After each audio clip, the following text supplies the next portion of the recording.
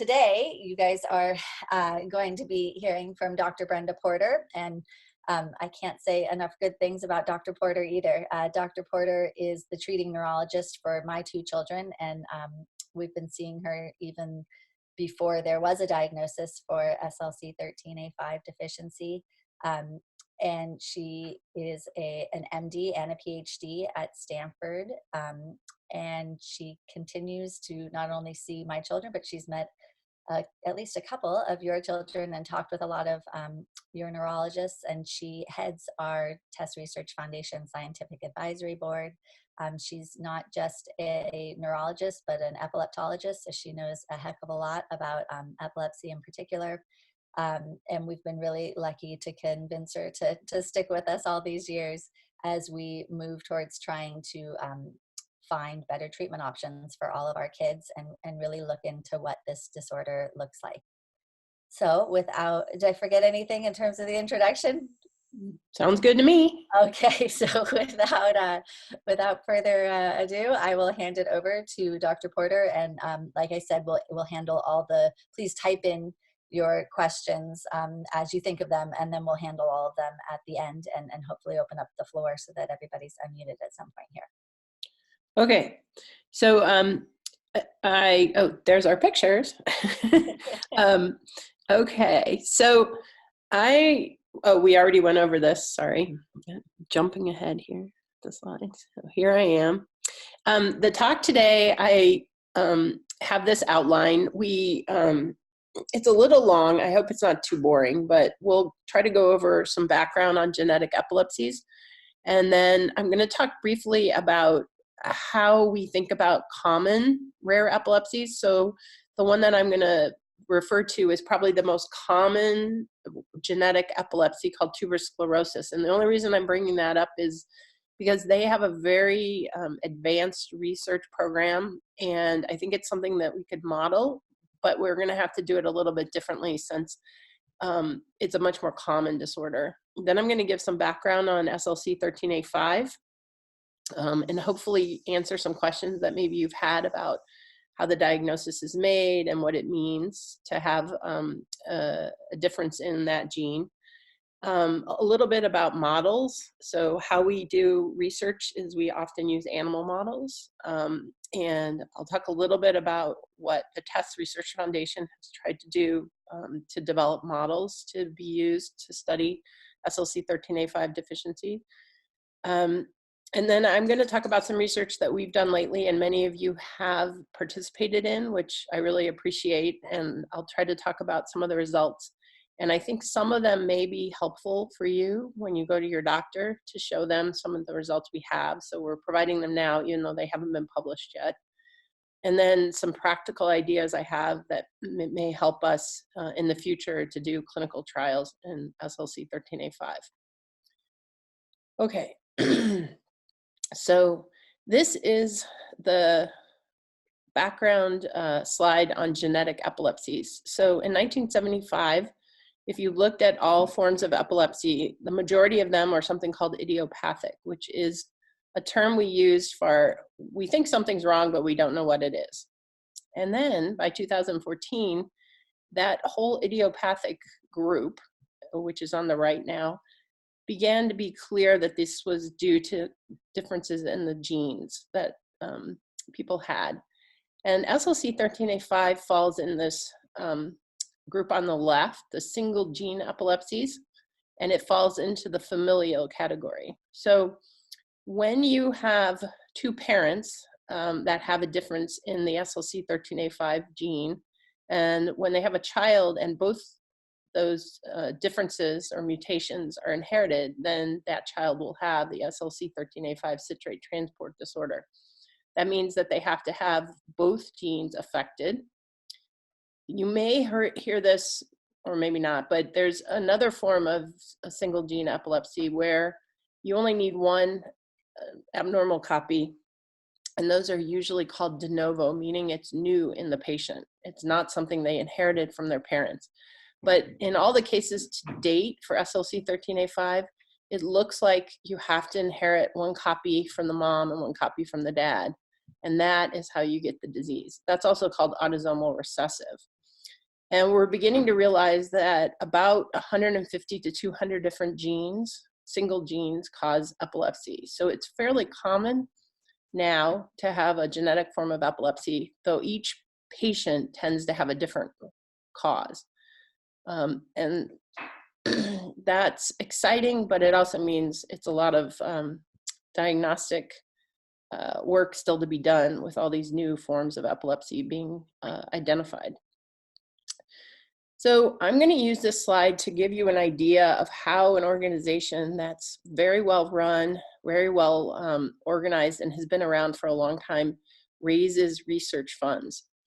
So this is the Tuberous Sclerosis Alliance. As I said, it's about 1 in 6,000 kids have epilepsy related to tuberous sclerosis. And what they've done over the years is they have raised money themselves. It's a private foundation. And that blue bar is how much money they raised and they've used to fund research. It's about $500,000 or so a year. But what they've done is they've gone to the government and they've developed different funding streams for their research. So the green is actually, they went to the Department of Defense and now they have a funding stream through them. The other thing they did was they really advocated at the National Institute of Health. So if you're outside of the US, you have your own version of the health research organization in your country. The NIH is the one in the US. And you can see that the majority of the funds now for tuberous sclerosis research are coming from the NIH. They don't come from the Tuberous Sclerosis Alliance. But by their advocating strongly for research into tuberous sclerosis, they've been able to really raise a lot of funds. And they have a very robust research program.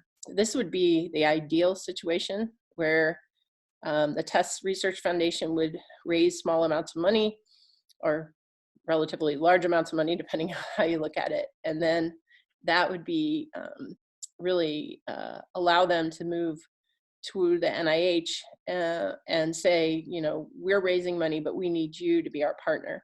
And this has sort of happened. There's several research grants that the NIH has funded for SLC13A5 research based on data that researchers developed with TESS Foundation funding. So a lot of times when you submit a research grant, you have to have preliminary data. And the preliminary data is harder to get if you don't have some kind of funding from a foundation. And so the TESS Research Foundation has funded several people, Anna Pajor, Ann Murphy, Dr. Wang. And we also write letters for them saying that, you know, this is an important disease. And when they go in for their NIH grant, it makes it look like the research is more important. So that is something the TESS Research Foundation has been doing, and I think will continue to do. And hopefully, if you're ever meet your congressperson or senator, it's something to really bring up, is that you want more research funding for genetic epilepsies. Okay, this is a description of a pipeline that the Tuberous Sclerosis Alliance uses to really develop drugs. So on the far left, these are research projects that aren't directly going to go into the patient right off the bat, but they're in in the lab. They'll use animal models or cell cultures, and they'll develop drugs that might work down the road in a patient. And that has been a major area that the TESS Foundation has funded. And I'll talk a little bit about that, developing animal models and tissue culture models to really study what happens in a cell or in an animal when you don't have SLC13A5. The other end of it has been something that I've been working on, which is trying to develop a better understanding of the disease and some sort of systematic way that we can analyze the kids for when a clinical trial does come into play, so that we have some biomarkers and some kind of way of testing the drug in the kids. So we'll talk a little bit about that, but this is a pretty standard way that a drug would get into a patient. One of the things that I think we need to recognize is if you have a very rare genetic disorder, how do you study it? And I think that the most key thing is that you need a strong and well-organized family network, because no one physician will see more than 1 or 2 patients with this disorder. And because of that, it's almost incumbent upon you to organize yourselves so that we can identify patients from around the world, to get a large enough number to actually understand the disease better, as well as to do clinical trials. One of the things that has to happen is you have to get creative, not only in finding the patients, but in studying them. So that's why we've asked you, and you participated in these remote collection of data. And we need to find common phenotypes to study. So we need to know what the symptoms are that the patients have so that we can try to treat those. We also need to understand how and when to treat. So it would be best, obviously, if we treated the babies as they're born and having seizures, but it's also important to know what we would do in a 20-year-old. And would we do the same treatment? Would we look for the same outcome measures? And that, I think, is something that I'll go into in a little more detail, but we're still a little unclear on. And then I talked already about funding. While private donations have been what's made up the most of the funding in SLC13A5, we are using the NIH to some extent to further the research. And I think that's going to have to happen because research is very expensive, and the NIH has a lot more money than private donations can provide. Okay. There's been at least, I'm not sure if this is as updated as it should be, but about 55 families around the world have been identified with SLC13A5, and there's been about 90 different mutations. Though every few weeks now, a new family seems to be in contact with the TESS Foundation. So we, because of the genetic testing being quite a bit more readily available, more and more kids are being identified earlier. And we estimate from the genetic data that's out that about 5, maybe as many as 10 kids per year in the US are born with SLC13A5. So it's rare, but it's becoming more easily diagnosed, so more kids are being identified early.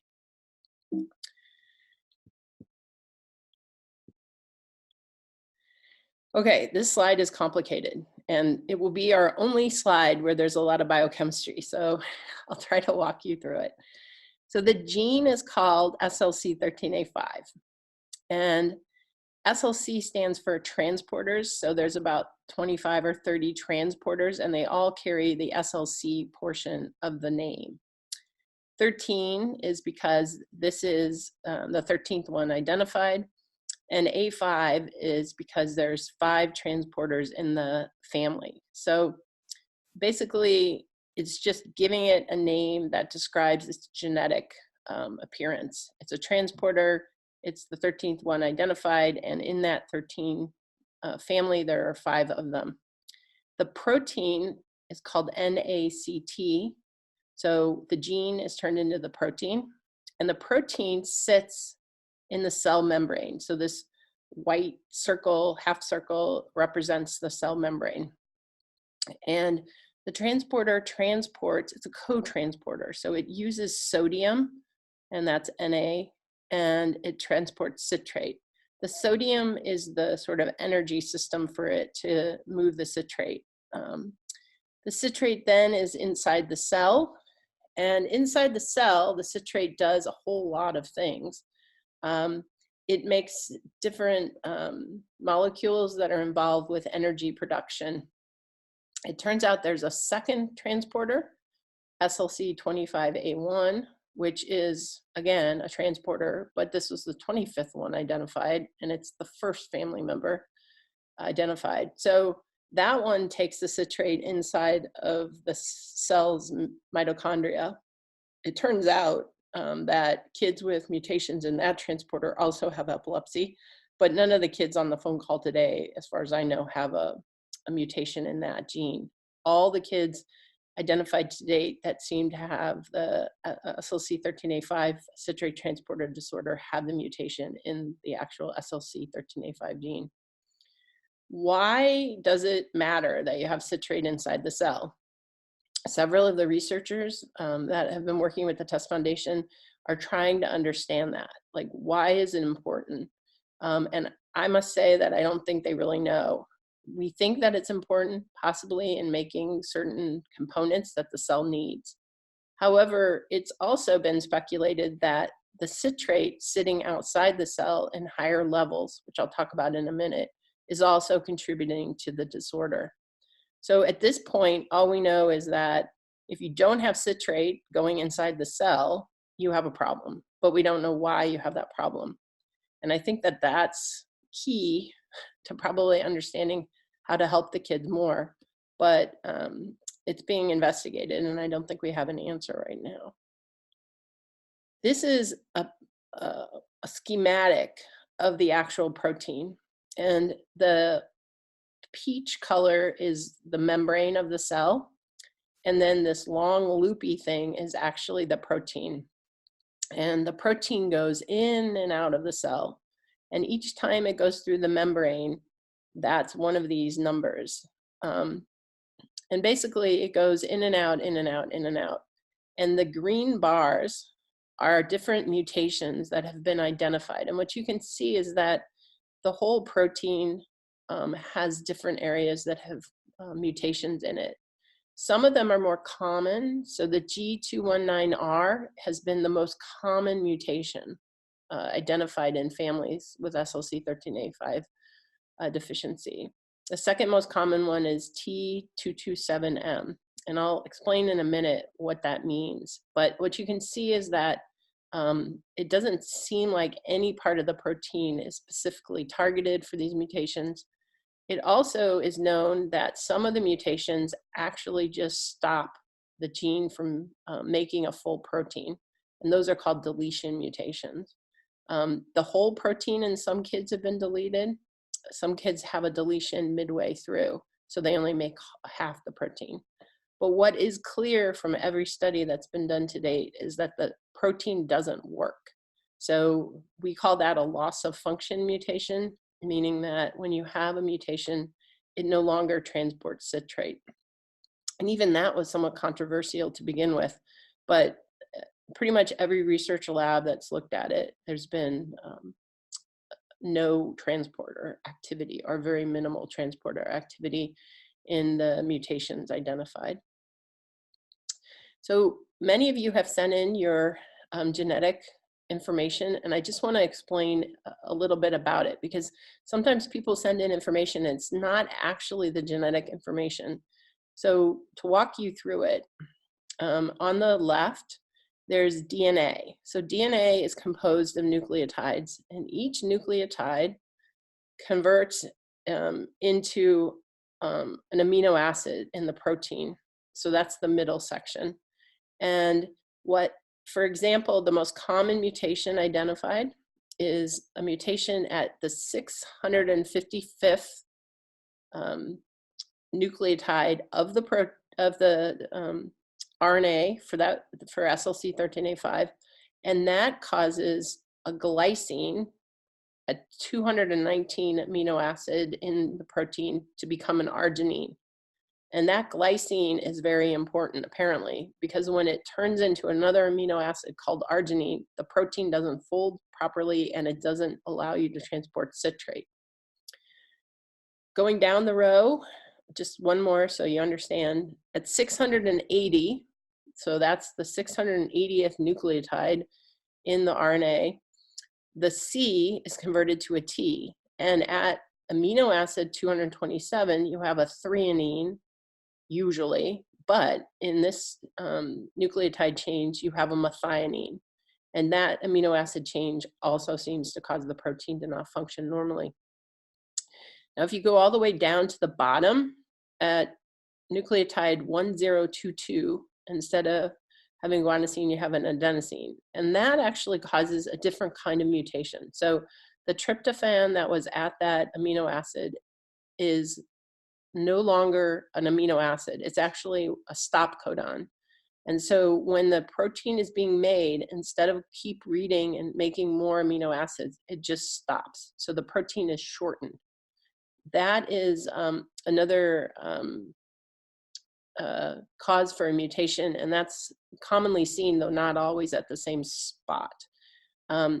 So the gist of it is you either have a change in an amino acid that causes the protein to not fold normally, you have a change that causes the protein to be short and not function, or some of the kids actually have a complete deletion where they don't make any protein at all.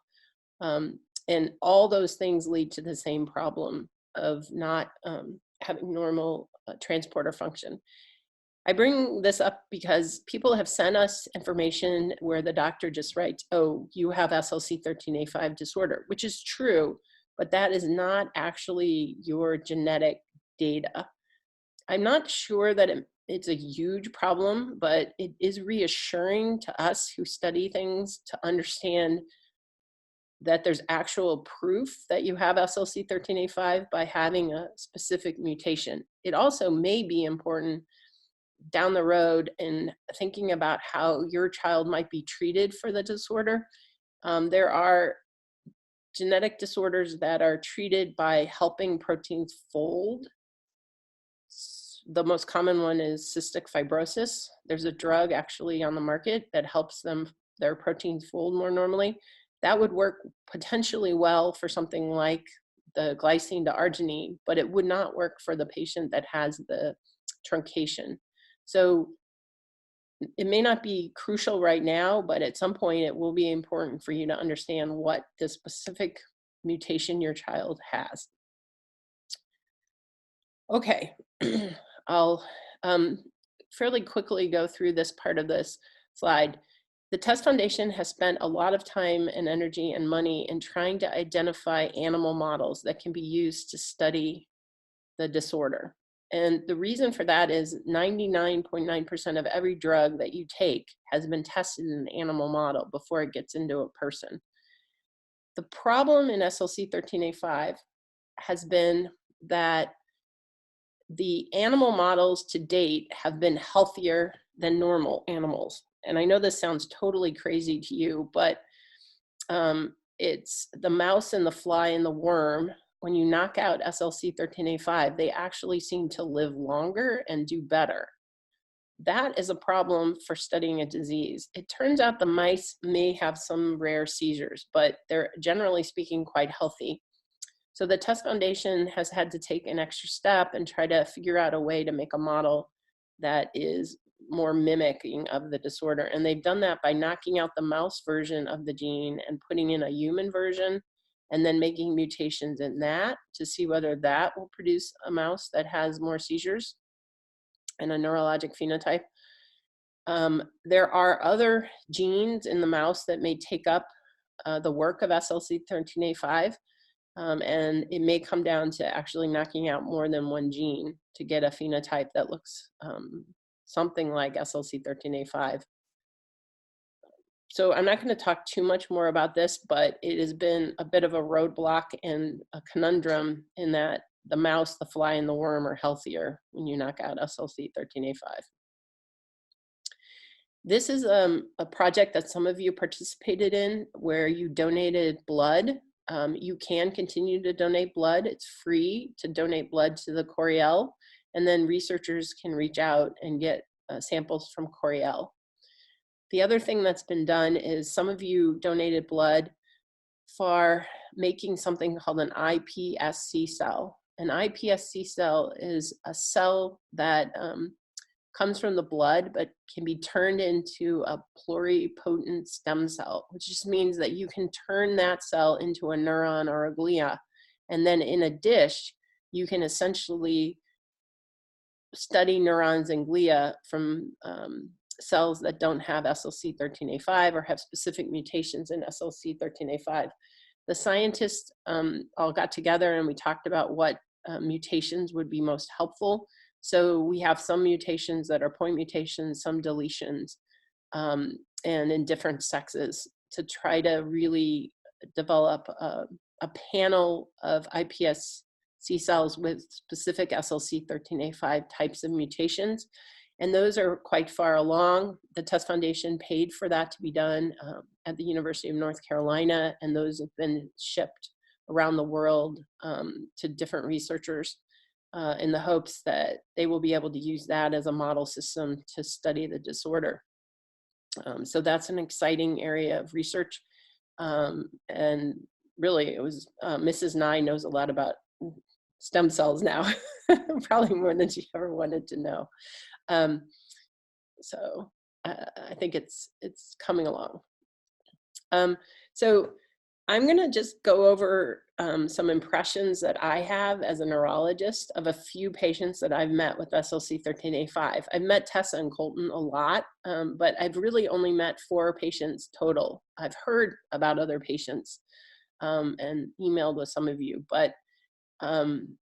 this is what my impressions were, and then I'm going to talk about how we need to move my impressions into actual data. So it appears that the seizures begin within a few days of life after a normal pregnancy and delivery. Then the patients go on to have persistent seizures of multiple types, and they're resistant to medications. There is a pretty profound difficulty with speech production, though my impressions are that they have better receptive language, so they understand more than they're able to produce. They have movement and coordination problems. They're very low tone, and they have an unsteadiness to their movements. There are some episodes of body stiffening or weakness that are probably not seizures. The brain MRI is relatively normal or has subtle changes in the white matter, but does not explain the disorder. There's not a structural problem underlying their neurologic condition. And then they have these teeth abnormalities. So I'm going to start with the teeth abnormality. This is some pictures of patients with SLC13A5 deficiency, and they have small, poorly formed teeth. This is a picture of the mouse. So when they do knock out SLC13A5 in the mouse, there is a problem with their teeth. There's not an obvious neurologic problem, but they don't make normal enamel. So that brown substance on the outside of the tooth is absent, and you don't really see much, and that's the mouse version of SLC13A5. So the transporter is very important for making tooth enamel. I don't know much about teeth, so we're going to just move on. The MRI features have been only reported to date in a small number of patients, and I think this is going to be important to understand in older kids what the MRI looks like. But each one of these columns, so A, starting on A, is the same patient as I go down the column.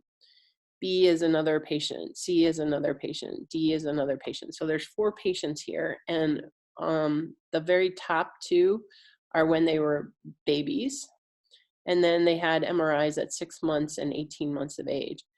And most of the babies had some abnormality on their MRI. It's subtle, and what you can see is that there are some areas in the middle part of the brain that look brighter, sort of splotchy brightness.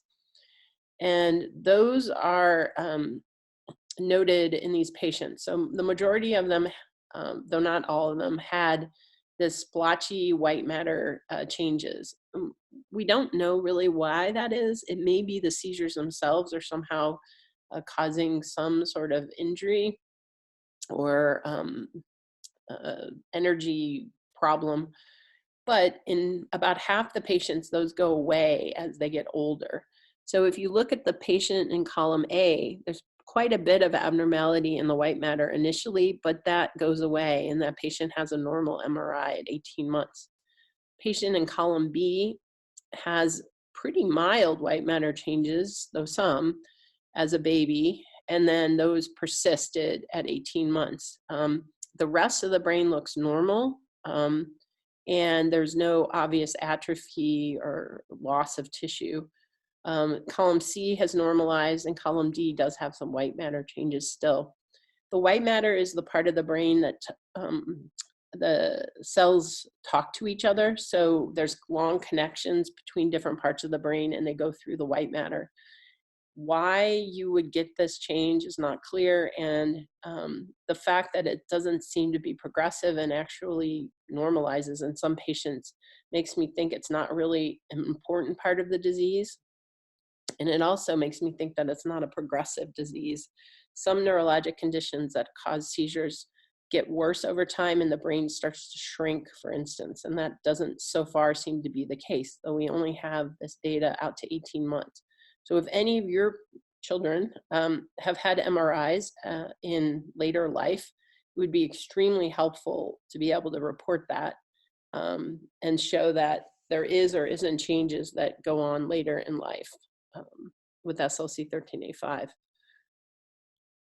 This is another study that was published where we asked the question of, are there differences in the fluid that bathes the brain? The fluid is called the cerebral spinal fluid, and A is an example of a measurement of citrate itself. And what you find is that the patients with SLC13A5 have a markedly elevated level of citrate in the cerebral spinal fluid. It's a log scale, which just means that even though it looks like a small difference, it's quite robust. The same thing is true of patients in their serum. So serum is a blood measurement, so that's column B. And again, the patients, so the subjects, have an elevation in their serum citrate. And several of you have sent in lab studies, and that seems to pretty much be across the board in every patient that I've seen results in. And it's a persistent finding. You don't tap patients for cerebral spinal fluid that often, but the serum levels are relatively easy to get.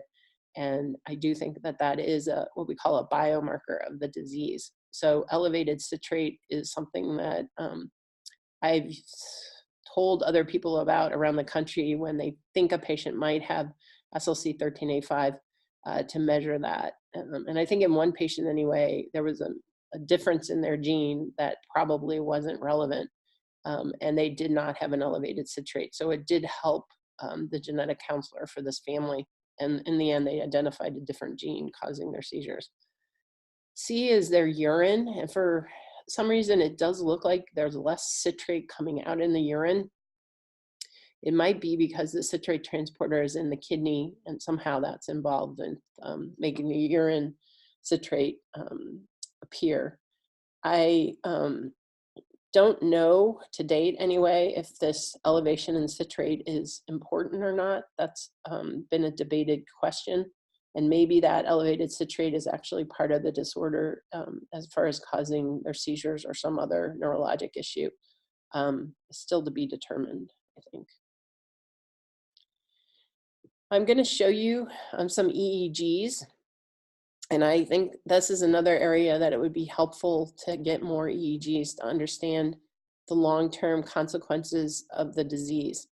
So just to, since most of you have probably had lots of EEGs, and I find that families like to have an explanation for what an EEG is, I'm just going to go over this a little bit slowly here. So this is a patient, I think it's Tessa probably, who had an EEG. And the letters on the left and the numbers are important. So the first column there says FP1, F7. That's the electrical activity between the left frontal and the left temporal area. And I know that because the 1 is an odd number, and all the odd numbers on the page are on the left side of her brain, and all the even numbers are on the right side. And the F stands for the frontal lobe, the T stands for the temporal lobe, and the O stands for the occipital lobe. And what you see is that as you go down the page, it goes left, right, left, right. And that's what we call a montage. This is a common montage that lots of centers use. And it's just basically going from the front of the head to the back of the head. The things that we look for in an EEG are, one, is the patient awake or asleep? And I can tell this patient's awake because there's a lot of what we call muscle artifact, this rapid up and down, the stuff that catches your eye. And that's just muscle artifact in the temporal because Tessa didn't want to calm down during the EEG. She was a little tense, I'm sure. And then this blink, this large deflection in the third second of the page is a blink. So when you're blinking, you know you're awake. And what's important is that her background is actually quite good. I know it's a little bit hard for you to appreciate, but I'm going to show you another one. And it has a nice organization, and there's not a lot of slowing. In a lot of the disorders that have epilepsy early in life, they have slowing. They also have a lot of abnormalities in between seizures, and that is not something we think is present. That's exciting to me because it means that the brain itself is sort of still organized well, and the neurons are talking to each other pretty well. Again, going with the idea this is not a progressive disorder. Here is a seizure. This is a myoclonic seizure, and it's pretty obvious that something changes in the middle of the second on the page. You see that big spike, and then there's a whole row of spikes, and that's what we call a myoclonic seizure in this case. So there was some jerking to go along with each of those spikes. But again, the background in between looks pretty good. And here is a completely normal background for age. It has a nice organization. So when you close your eyes, you can see that the back of the head, so when you look at the bottom of each four group, there's a little bit higher amplitude, a little bit more organized activity in the back. I think that this seems kind of mundane, maybe to you, oh, it's just an EEG, but if you really have a child who's 12 or 14 with a normal background, then I think there's a lot of possibility that their neurologic status can be improved. There's nothing fundamentally destroyed or unrepairable in their brain. So I hold out hope that even older kids might benefit. But we definitely do need more EEGs collected for older kids in this disorder to understand if this truly is a disease that doesn't progress. Okay, so those are my impressions, and now to the actual data that we've collected. So we have been trying to collect data in a very inexpensive way by not having to go and meet all of you. And I appreciate all of you who have filled out the Red Cap survey.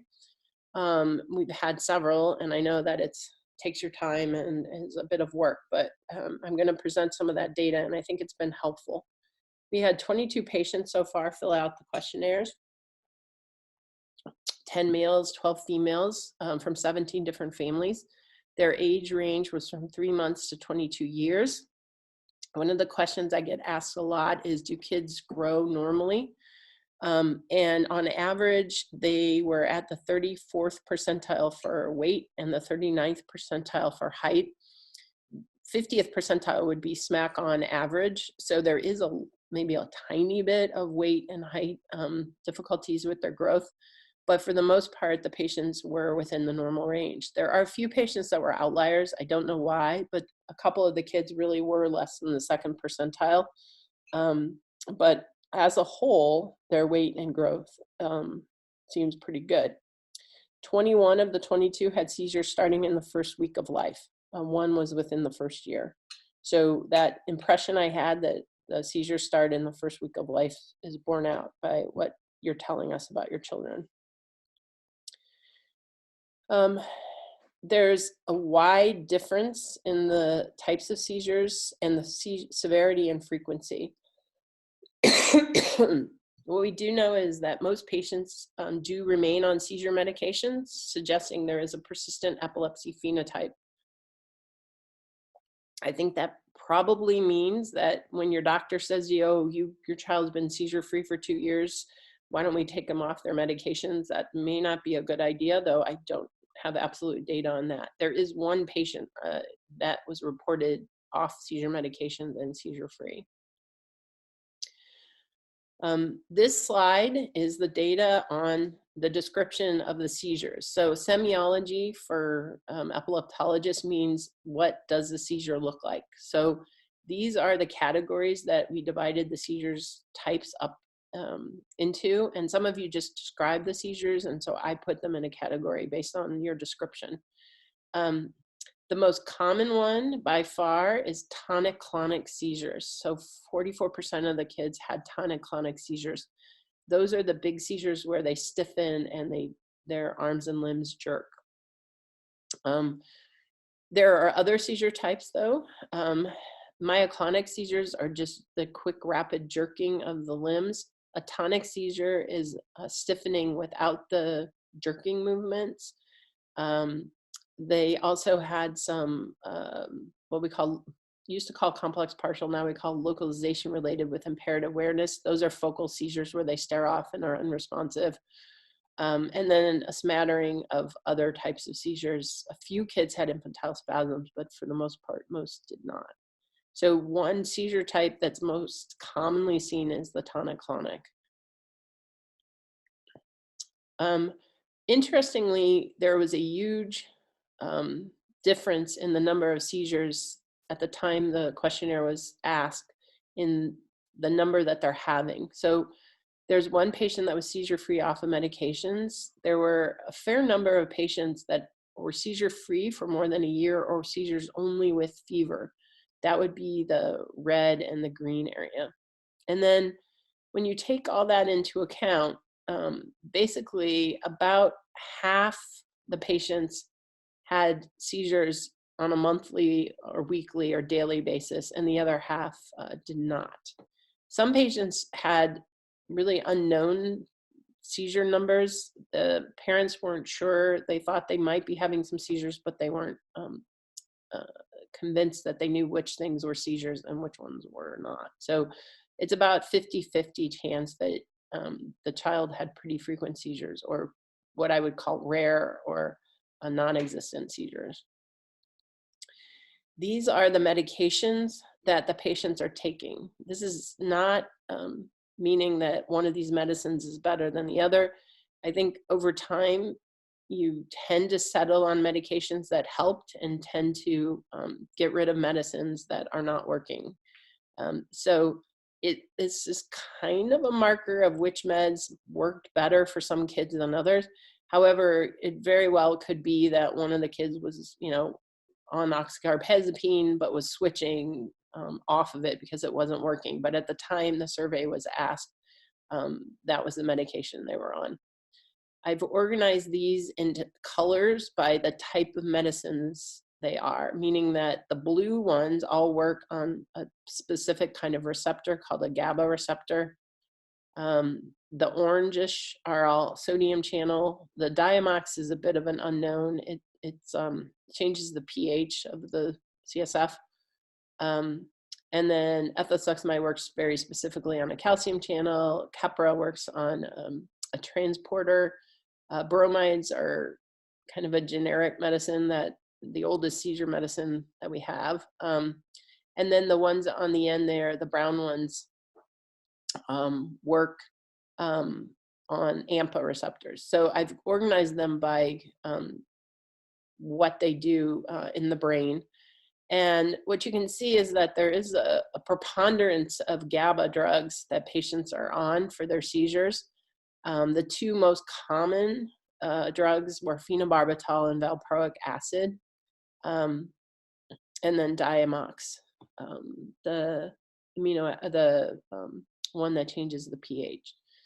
So when I looked at the patients that were seizure-free, those are listed here. So I considered 8 patients to be pretty much seizure-free.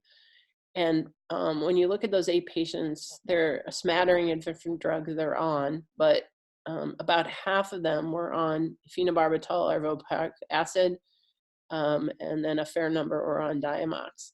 Some of the other drugs also had one patient that was seizure-free on that medication. So I think the gist of it is that we don't know exactly which medicines will make your child seizure-free, but the groups that tended to help were these drugs that work on the GABA receptors. So I'm not giving you advice. I'm basically just showing you what other patients were taking that were seizure-free, and that these slides will be available. So if you wanted to take them, for example, to your doctor's visit and show that to your doctor, if your child isn't seizure free, this is just medicines that seem to help other families.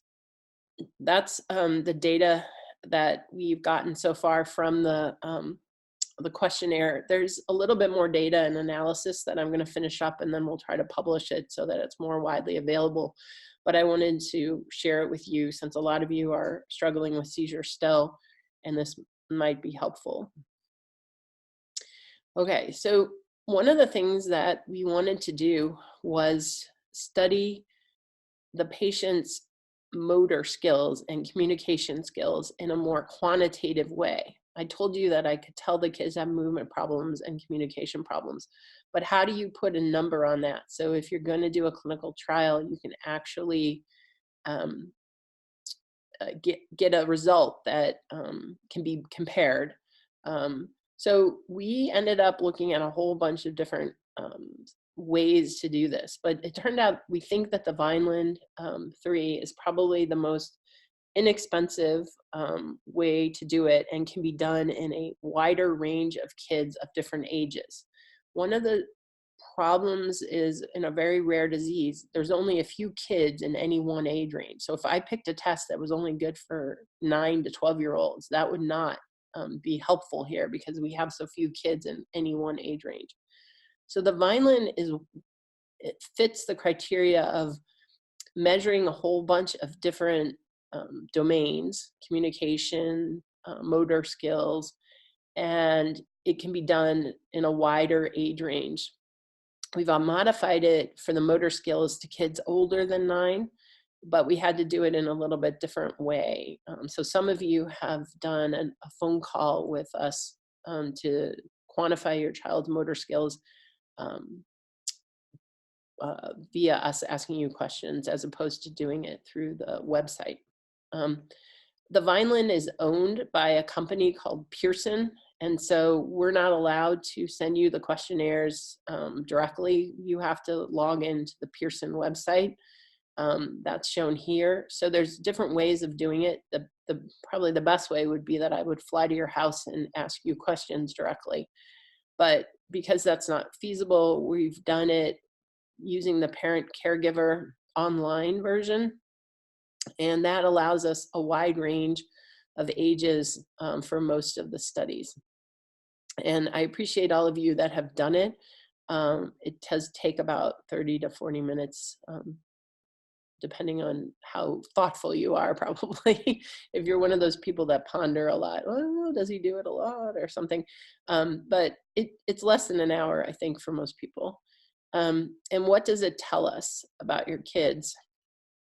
So we get an age equivalent, meaning that if your child's 2 years of age, we know what other 2-year-olds should do, and then we can compare your child's values to that age.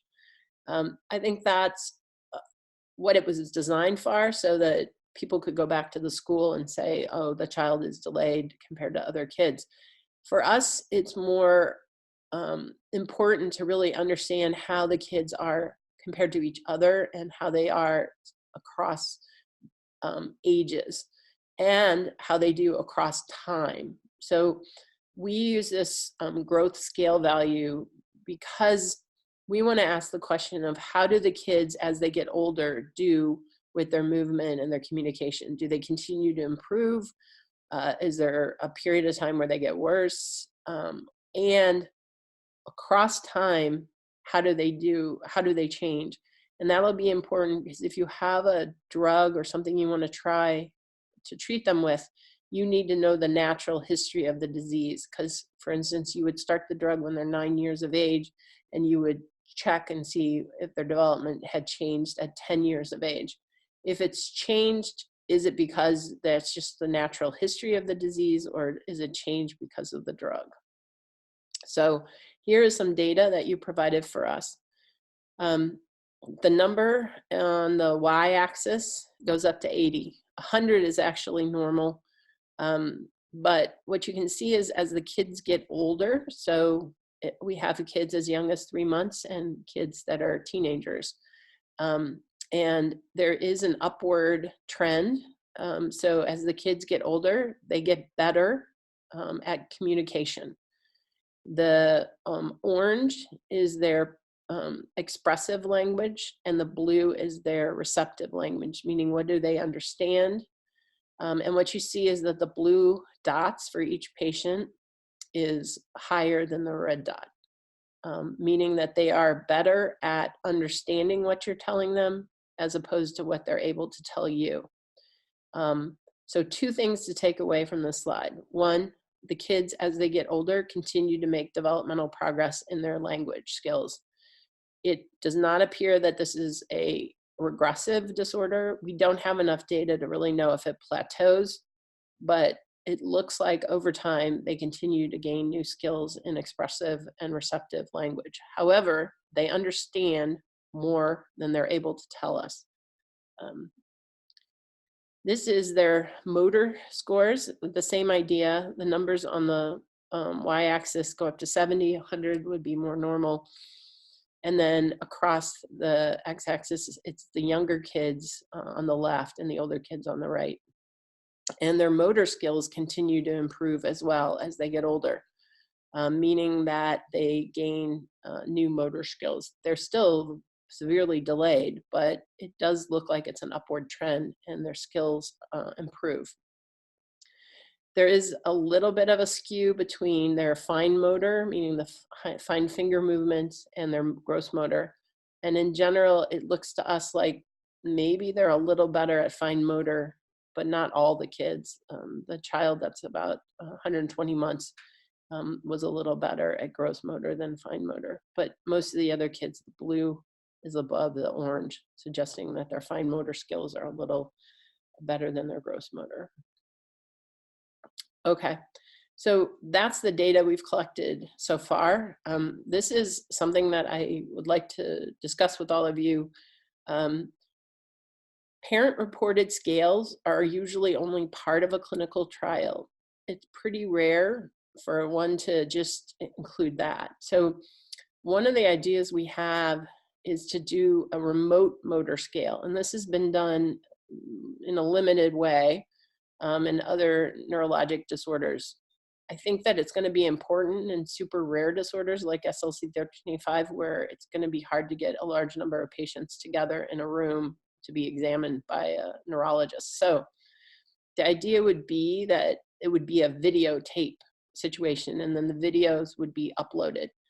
And we would ask you to have your child do specific things on the video.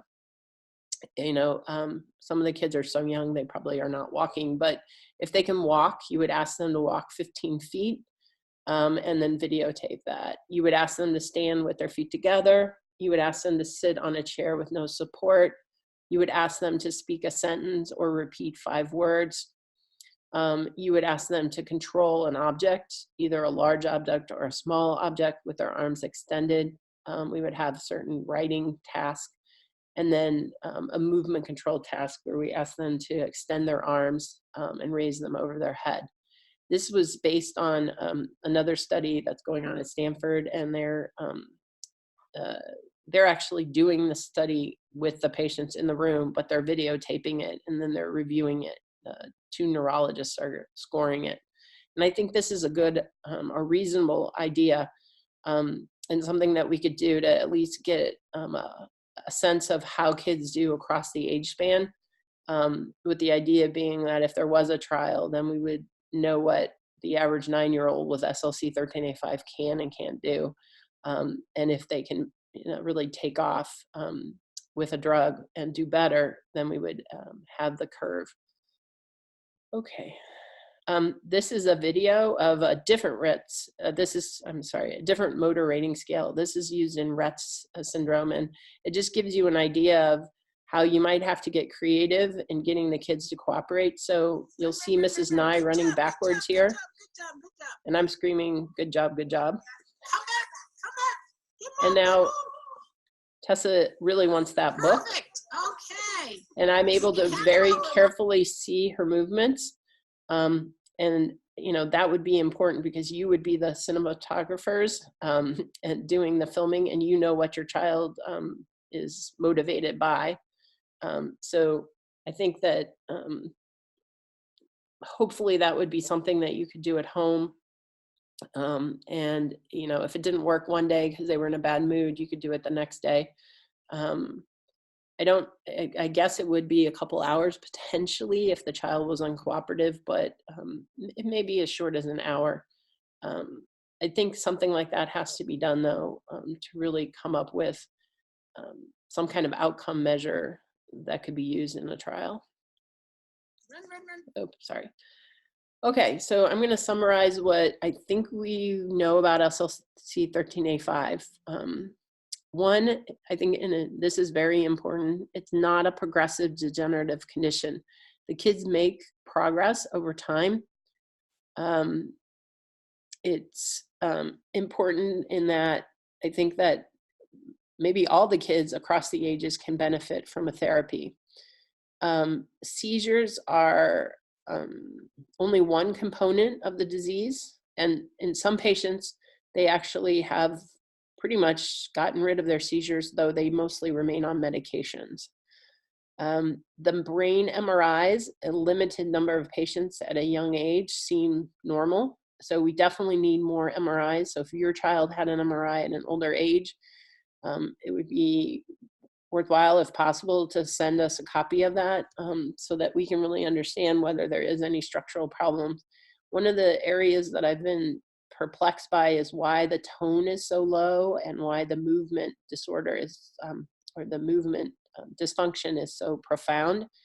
And structurally, that would really be more in the cerebellum, but to date anyway, no one has noted a cerebellar abnormality on an MRI.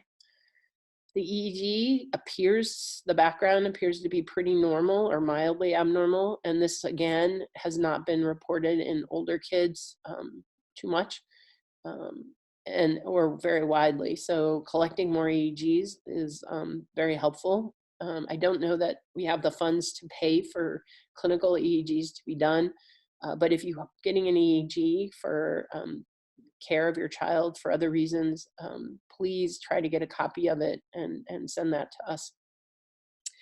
The other thing is the kids seem very sociable. The Vineland has a component in it where we ask questions about socialization. Kids with autism often have social skill problems, but the kids with this disorder do not seem to have very high or very profound difficulties with socialization. They're friendly kids, and they like people and they like to be around people. And that comes through in the Vineland.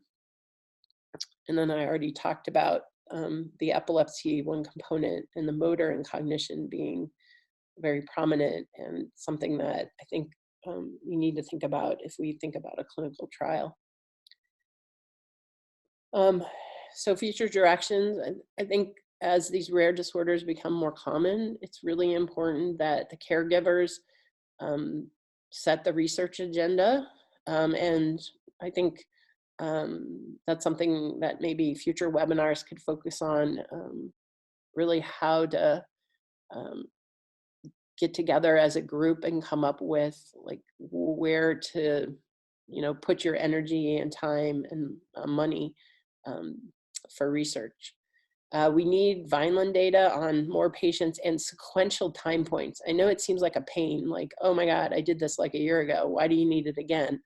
But we really need to know the trajectory of single patients over time. And so we're going to ask you to do it again. Because if you don't know where the patients are going normally, you don't know what kind of change to look for with a therapy. We're going to try this remote movement evaluation and rating scale. And we just need to pick the ones that seem to be the most likely to be helpful. And then we need to collaborate with people that have therapies. I think that gene therapy is probably front and center because, it goes directly at the cause. You just put in a new gene that works. It's not so easy to really do that, to know which cells it should go in, what part of the brain. But I think that is coming.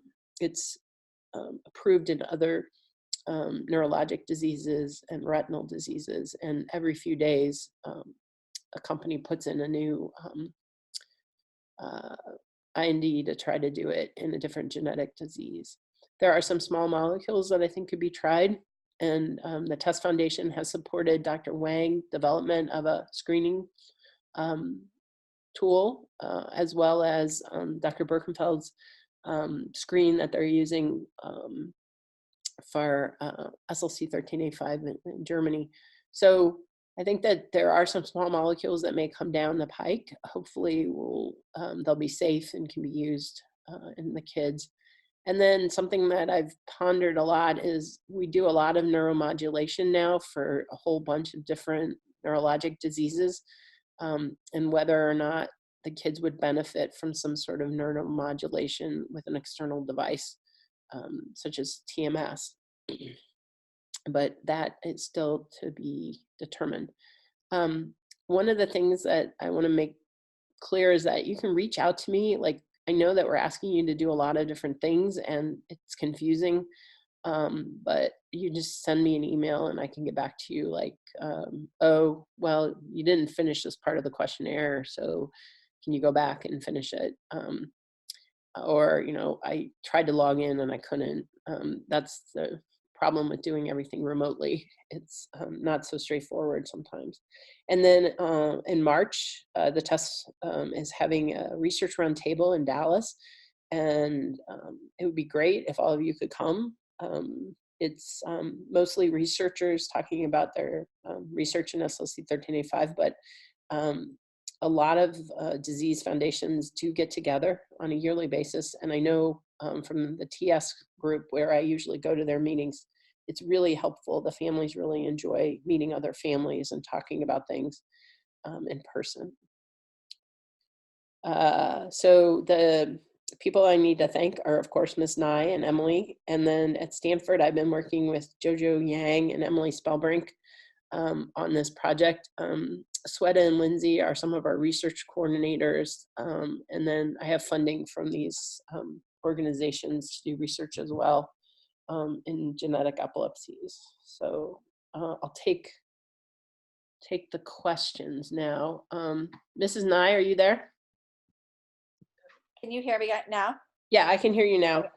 Perfect. I will warn you, I have Tessa and Colton in the background, so I apologize if it's a little noisier, but I think that we haven't had too many questions come through, but Prasad sent through some questions. Okay. I can read them to you. So Prasad's questions are, could you give a big picture or roadmap of the treatment, like short-term goals and long-term goals for conventional medicine, gene therapy, gene editing progress, challenges on each? Okay. So short term, I think that,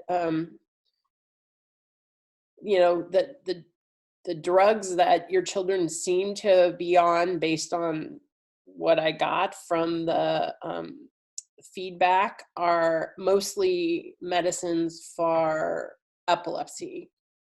Very few of your kids are on medicines for movement or developmental progress. So I think at this point, what I have is that what's been tried are really in those realms, and the medicines that kids stay on are those ones that are more in the GABA family and Diamox. Whether there is a drug out there that we should repurpose for epilepsy or for the movement, I think is not clear. I've been a little bit loose with Tessa and Colton trying things, and most neurologists probably wouldn't be so open to that. And of course, that means you really have to talk to your neurologist. And if they want to reach out to me, I can certainly talk to them, but we've tried a couple things in them. I'm not sure if it's really helped or not. So I think we're going to have to wait and see whether these screens that Dr. Wang and Dr. Birkenfeld are doing identify some pathway that we haven't really thought about. So it's a little bit hand wavy. I don't have an answer.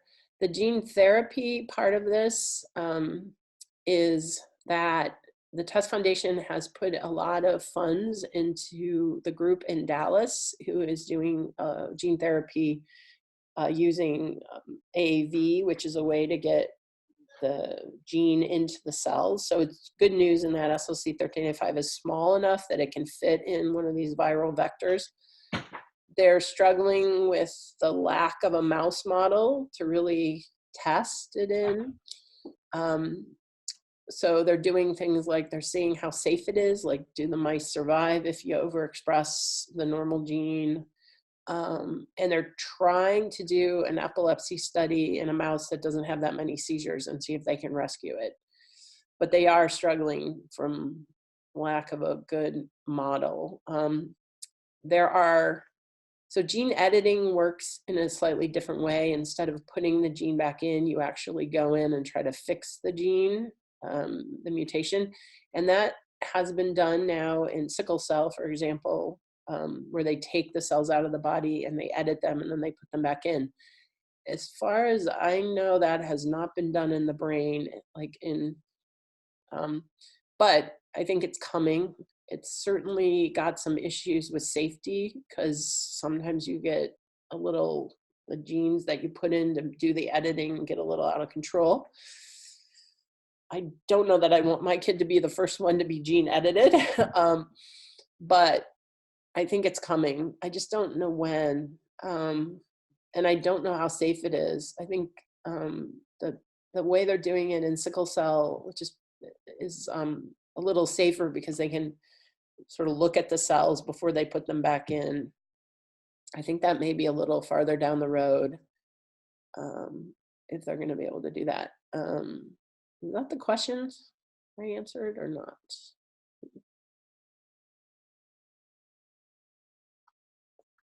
Can you see the? Oh, yeah. So the natural history study. So that is. I would love to do that in a bit more systematic way.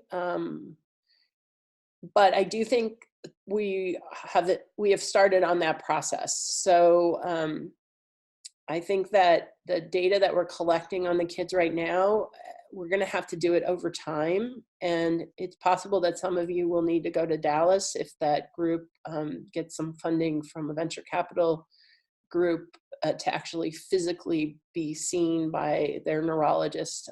That would be exciting if that funding came through. So we're kind of doing a natural history study a little bit on the cheap.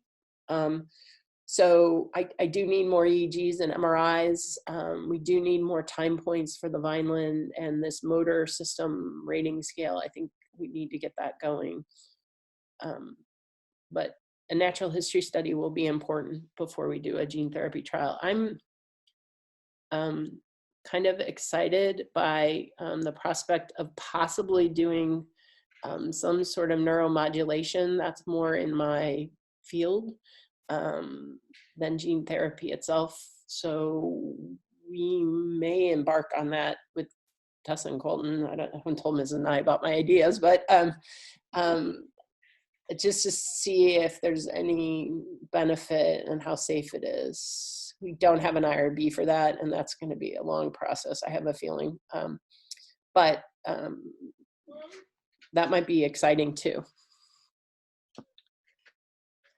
Great. So I guess in terms of a phenotype, does everybody understand what a phenotype is? We talked about a phenotype in people and a phenotype in some of the animal models.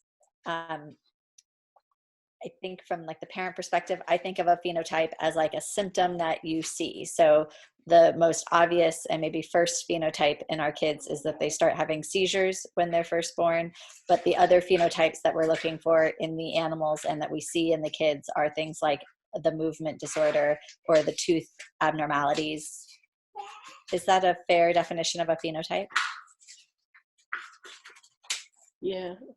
Oh, nobody else can talk. Let me unmute you all. How many people are there? There's not that many, right? 14. All right. Do you want me to try to unmute everybody and then we can talk? Yeah, we can do that. Let me figure out how to do that. Okay. Okay. I think everybody can go at it. Thank you very much, Porter. This is Prasad. Great session, actually. A lot of information. I really appreciate for your time and effort, actually, making that slides. Oh, you're welcome. You're welcome.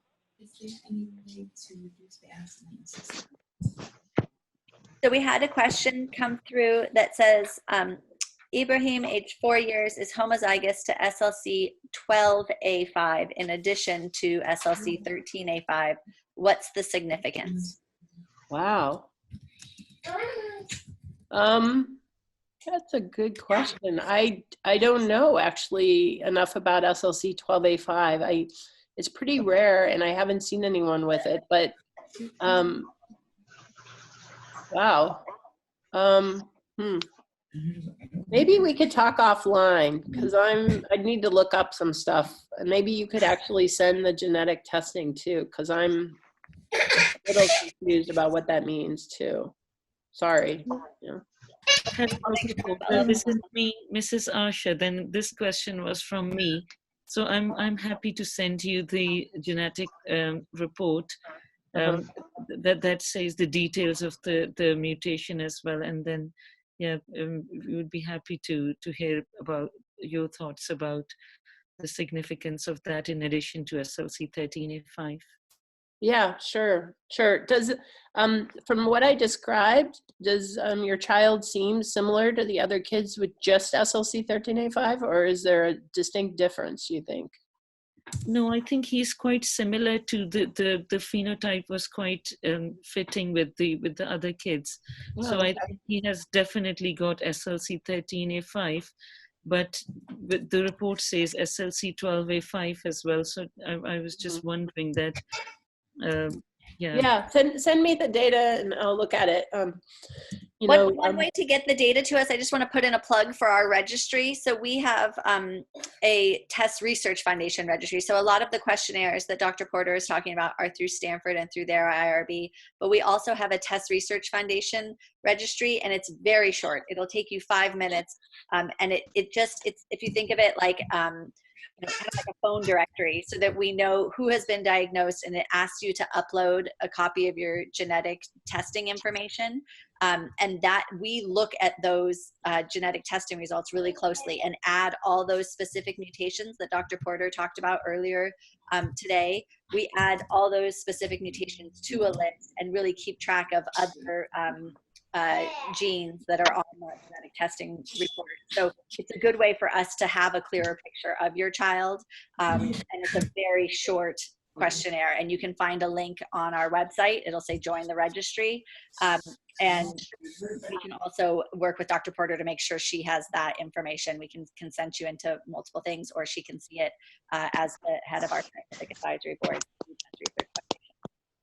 Yeah. There's somebody asked a question about diet changes, and I think I didn't show any of that data, but there were quite a few kids, well, not quite a few, maybe like 4 or 5 kids that had tried the ketogenic diet for epilepsy, and none of them, at least in the registry or in the questionnaire, had stayed on it. I know for a fact for Tessa it wasn't good. And then we did do a study that's not been published with the group at Baylor of 3 kids that were on a substitute for the ketogenic diet. We'll call it that, triheptanoid. It's like a supplement, and that was not good. In fact, I think both Hess and Colton kind of felt bad on it, and that did not help with their seizures. So we basically, it doesn't look like the ketogenic diet is helpful, but this is a question of reducing high glutamate foods. I think that what I tell families anyway is just in general, like if it seems safe and not too expensive, and you talk to me about it and we kind of see how things go, I think there's no downside to doing something like that. As long as, it meets all the dietary requirements and things like that. So yeah, let us know if you think it helps. Yeah. As far as the chorionic villus sampling, you know, that is something that you really have to talk to the doctor about, because it's an invasive procedure, and I think that they would know what your risks are much better than I do. But it is a way to test a fetus for the disease. So the genetic part of it is pretty straightforward. The chorionic villus sampling itself, I think, is the question of safety would be really with you and your doctor. It's reliable, though, at least I think. And then high blood and uric acid right after seizures. Oh. Huh. Yeah, so this has been an ongoing question in my mind. Is the elevation in citrate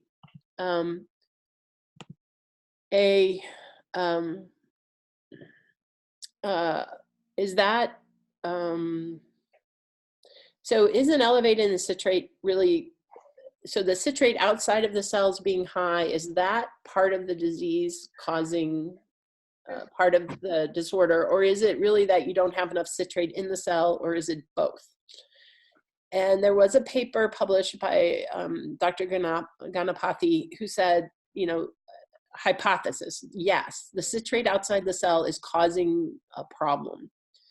And there is a mechanism that he speculates on that is the cause of your problem. So if you have high citrate levels, you probably are chelating zinc, or at least he's speculating that you're chelating zinc. But it is just speculation at this point. So we're pretty much not sure.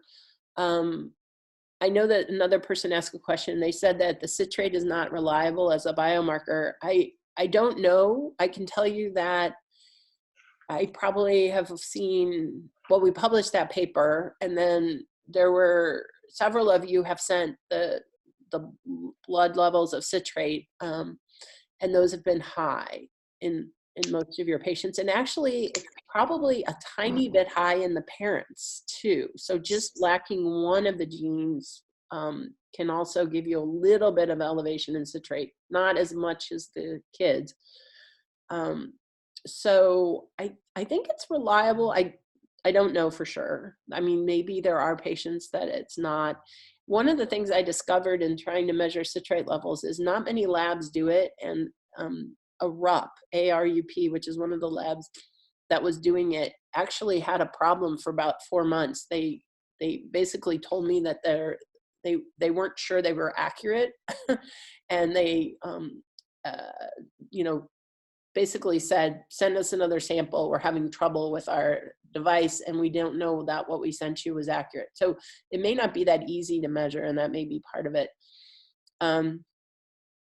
I have wondered, though I don't know this, if part of the reason Diamox helps is it lowers the citrate levels, or lowers the pH, which then makes the citrate less viable, might be the word, or less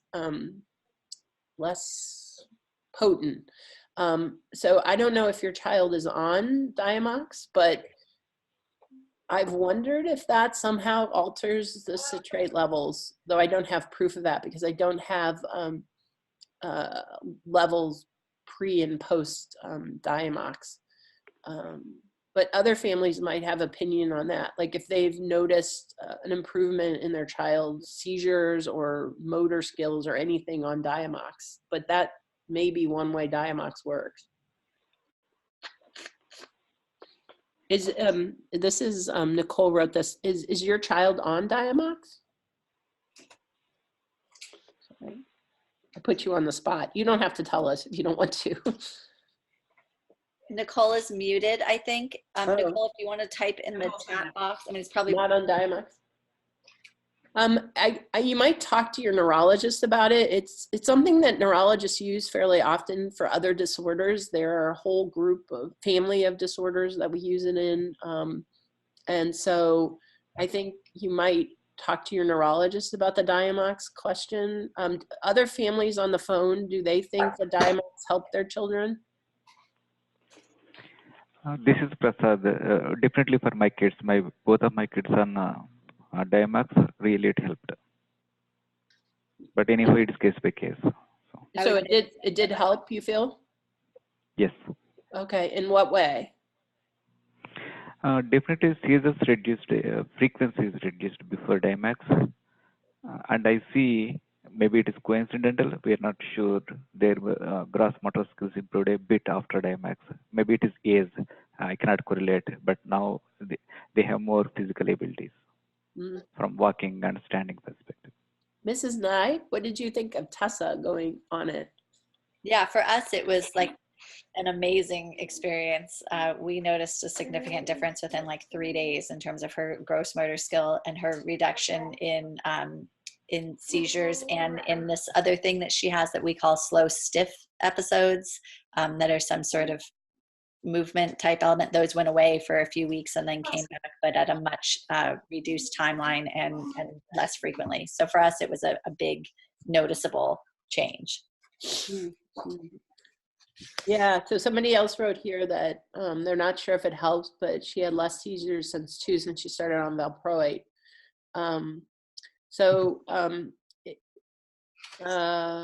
For us, we did not find it necessarily it helps. So some people have not found it very helpful and some have. I think the downside is it tends to not have too many side effects. So it's something to consider, I guess. And I would add, we tried coming off since we saw that it was so helpful in Tessa, we tried coming off her other seizure medications, and that was not successful. She could not be on, just Diamox. So it was not our miracle drug. It seems to work in conjunction with other medications for her. Yeah. So it seems like from the data we collected, there's a lot of variability in what the kids are on at any one time. But it does seem like they kind of gravitate toward the Diamox and not come off. So that probably means there's not a big downside to it. I guess that's the way I would look at the data. So far, it hasn't caused major problems. But. Prasad had a question. He says, my neurologist is willing to work with other doctors. What is the best way to coordinate? Can we give your email and phone number? I think sure. That, but you're open to having your email address shared with not just the families, but with their treating physicians? Oh, yeah, sure. It's kind of a small world in pediatric epilepsy, at least. We all kind of know each other. So that your doctor may know me, and that's fine. They certainly, even if they don't know me, they can reach out and we can talk. I would like to get this data out there about what you all told us about your seizures and which medicines you've tried and are on at the time. So hopefully that'll be like in a publication, but right now it's just as I showed you. You can share that with them. And if they want to email me or call me, that's fine. Yeah. Thank you very much. I think I was just looking through the list of questions. I think we covered everything else. If I'm missing something, can somebody quickly type in the chat or just say out loud if they have a question that we didn't cover? And also if you have any final questions here.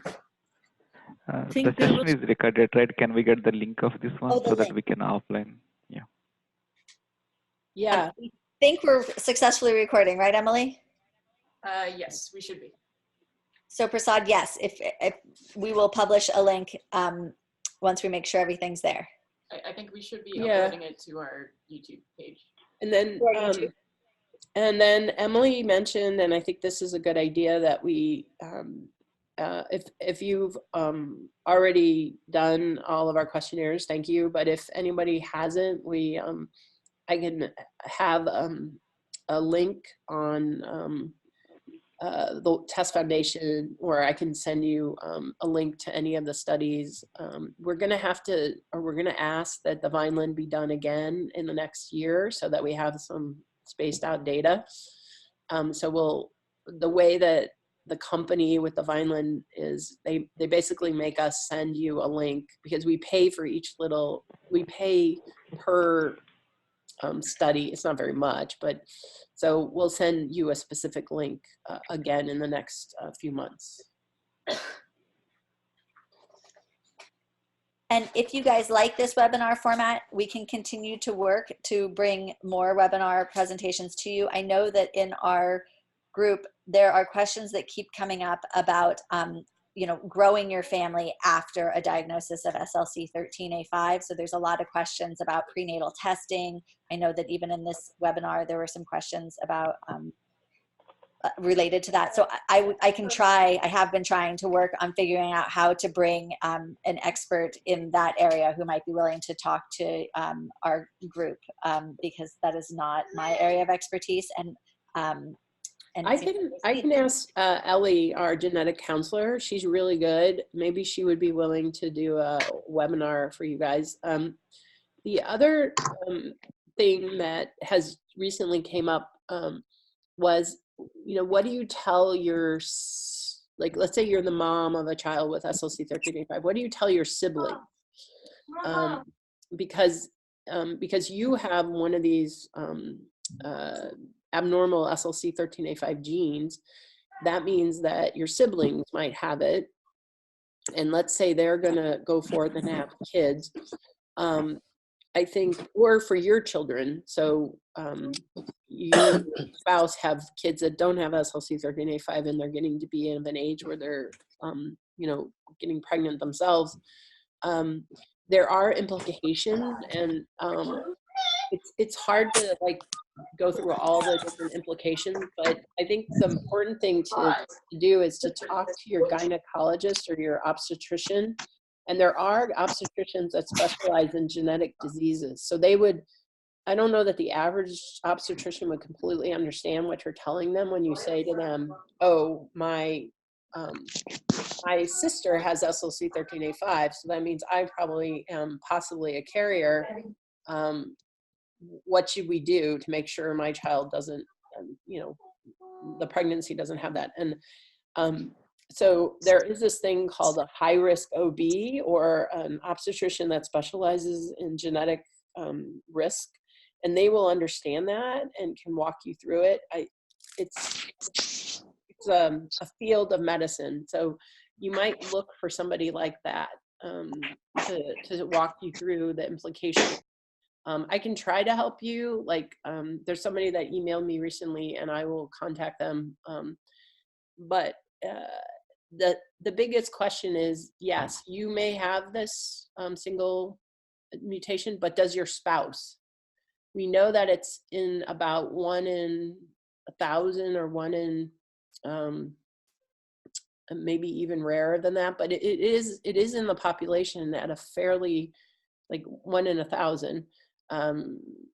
So you do have some risk of your spouse having a mutation, but it's small, but it's not zero. So I think maybe if you guys like the format, I could talk to Ellie and she can kind of just walk you through autosomal recessive disorders and how they kind of work and all those things.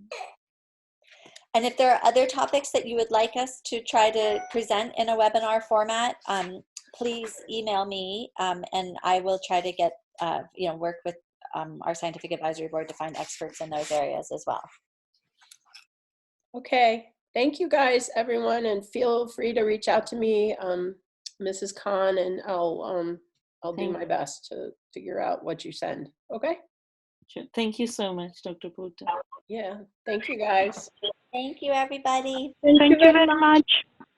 Have a good day.